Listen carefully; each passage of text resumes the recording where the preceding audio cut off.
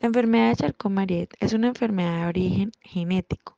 Las anomalías genéticas provocan generalmente un déficit o una alteración de una determinada proteína que está implicada en el funcionamiento de los nervios periféricos.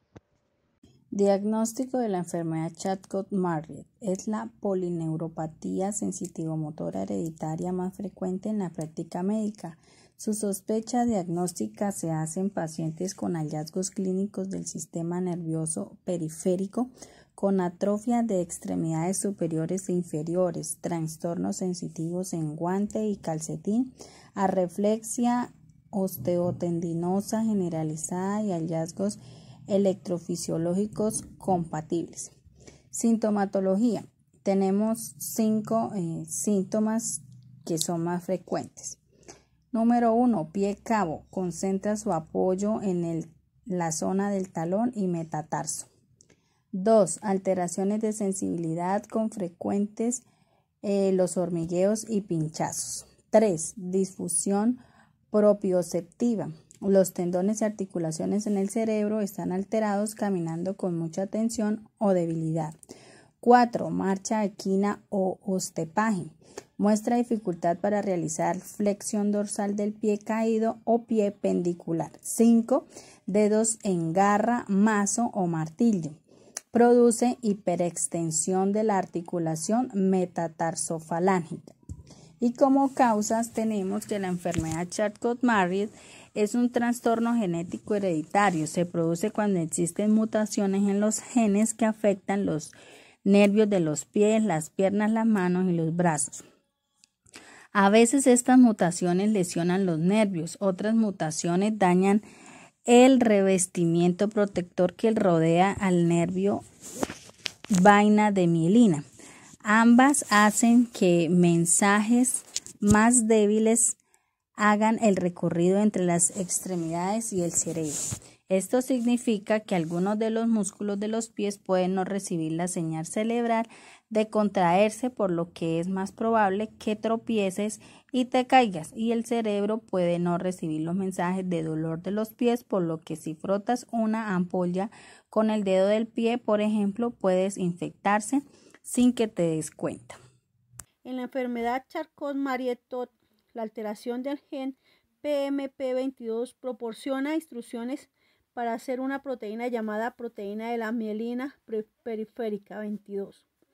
Esta proteína se encuentra en el sistema nervioso periférico que conecta el cerebro y la médula espinal a los músculos y a las células sensoriales que detectan las sensaciones como el tacto, dolor, calor y el sonido, y hace parte de una sustancia llamada mielina, que cubre los nervios y promueve la transformación eficiente de los impulsos nerviosos. La proteína es producida principalmente por células especiales llamadas células de Schwann que vuelven y aíslan los nervios.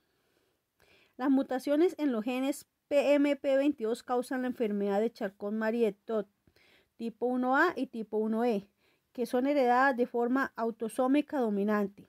La alteración de los genes causa problemas y funcionamiento de las células de Schwann y la pérdida de mielina, desmielinación. Esto resulta en que haya problemas en los nervios periféricos, que son responsables por el movimiento de los músculos y por la comunicación de las células sensoriales que están en el cerebro, lo que lleva a las señales y síntomas de la enfermedad. La enfermedad de Charcot-Marie-Tooth no tiene cura, pero por lo general la enfermedad evoluciona de manera lenta y no afecta la expectativa de vida prevista. Algunos tratamientos para combatirla son medicamentos, ya que este síndrome a veces puede causar dolor debido a los calambres musculares o a la lesión del nervio. Esta se combate a través de analgésicos. También se puede tomar lo que son las terapias. Dentro de ese conjunto de terapias tenemos la fisioterapia, que puede ayudar a fortalecer y a estirar los músculos para evitar la contracción o la pérdida del mismo. La terapia ocupacional dentro de los espacios laborales, lo que son los dispositivos ortopédicos, ya que nos ayudan a mantener lo que es la movilidad diaria y evitar lesiones. También podríamos realizar lo que son las cirugías, Esta se utiliza si las deformidades de los pies son graves. La cirugía correctiva del pie pues puede ayudar a aliviar el dolor y a mejorar la capacidad para caminar.